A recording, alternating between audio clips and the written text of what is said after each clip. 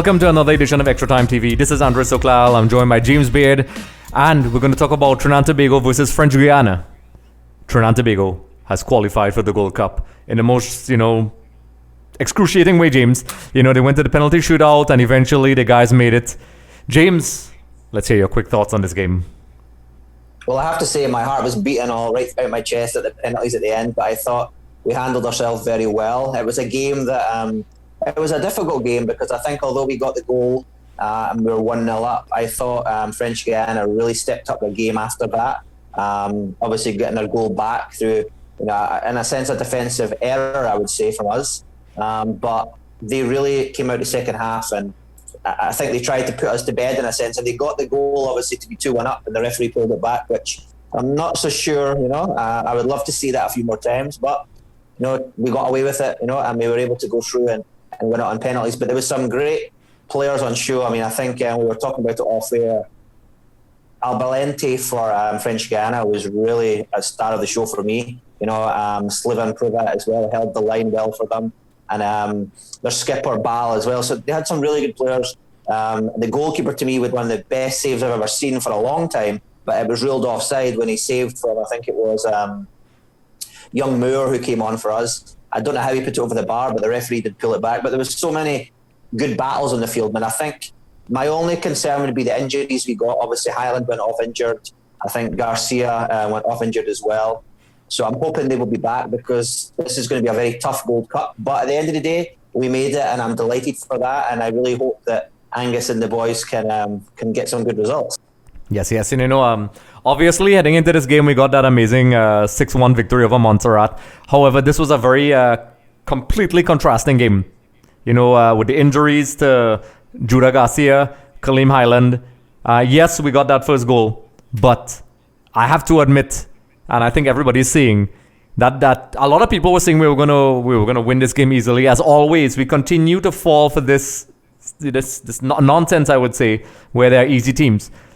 They were very well prepared, and to be honest, as you rightfully said, they gave us a hard time. They ran us all the way until the end, and I'll be very, very, very honest. We still have a problem dealing with air balls, crosses, and even that goal that we conceded could have been avoided. And Angus, while I'm excited, I'm very happy that we made it to the Gold Cup. Angus is going to have to take a look at this and decide, okay, while we did win and we did make it to the Gold Cup, there are still problems that needs to be addressed. And, to be honest, due to the good organization of French Guiana, that game could have gone differently. It could have gone differently. And that call that you spoke about, between me and you and all Trinidad Tobago fans, we got away there because I think that could have easily been given by another referee. So, we could probably bring in Michael Raghunath and he could probably explain to us his thoughts on that. But to me, what this really shows is that it was the right slap in the face without consequences. It's like the Guyana game, the original Guyana game, where we won 3-0, and then everybody in Trinidad got excited, and then we drew with Puerto Rico. And a lot of people underestimated Puerto Rico. But the fact is, these teams are well organized. They have players playing at a high level. And I think, with all things considered, heading into the penalty shootout now, I think Trinidad Tobago players showed some very good composure because in the past, we hadn't had a good run at penalty shootouts. I think our last 2 or 3 ended in losses for us. I'm not sure. I think it was 2 or 3. Gold Cup, Caribbean Cup final, and I think it may be just those 2. I could be wrong. But, James, we're speaking about Trinidad Tobago, but, how good was French Guiana today? I think, a lot of people didn't give them a chance, but they looked like they could have got a smash and grab result today because they did dominate a lot after the injuries. I think they picked up on our formation and the style we were playing very quickly because I think what happened is the first half they kind of felt us out a little bit, and both teams did in a sense because I thought in the first half we were probably the better team. But then they made some adjustments, and what they really did is they played in that hole between our 2 defensive midfielders and our 2 centre-backs, and they were getting a lot of joy there. And what they were doing is they were playing the ball in there and dictating it out wide, and we couldn't cope. And I think, obviously Highland went off, Dwayne Muckett came on, and he did okay there, but I thought the number 17, I think it was for them, which was I'm not even going to Thomas, I'll say, because I'm not going to try and pronounce his name.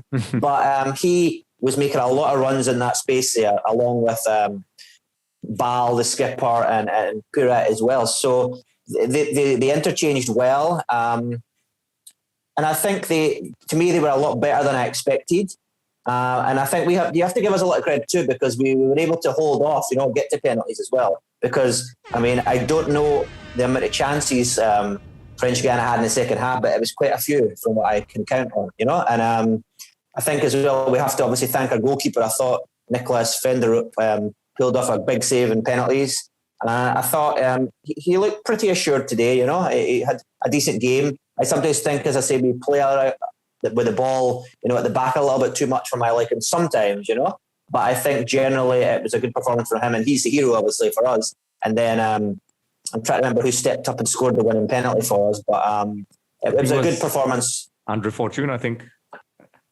I could be wrong. Was it Fortune? I'm trying to remember now, but yeah, for us it was Curtis Gonzalez. Sorry. Okay. Yes, that's who it was. He stepped up with the winning penalty, and again, that takes a lot of nerves. And I think that's the one thing you have to say. These players, some of them have been around the block a little bit, some of them have not, So they did well because I think the one that missed it, actually, ironically, for French Guiana was Kevin Romani, who played for PSG back in the day, Yep. So he was a big player to miss, but you saw when he walked up, he didn't just look confident, So it's a big result for us. Hopefully it'll inspire us on to do better things. But as I say, we have to keep an eye on the fact that, we're going to come up against a Mexico side on Sunday, which will be, like nothing we've seen before recently, So I'll be interested to see how we cope with that. Yes. And kudos to the guys, because we all know that the Trinidad Tobago situation and what it's like. And, perspective is a hell of a thing, because in the last, games we've played, all the competitive games, we haven't lost.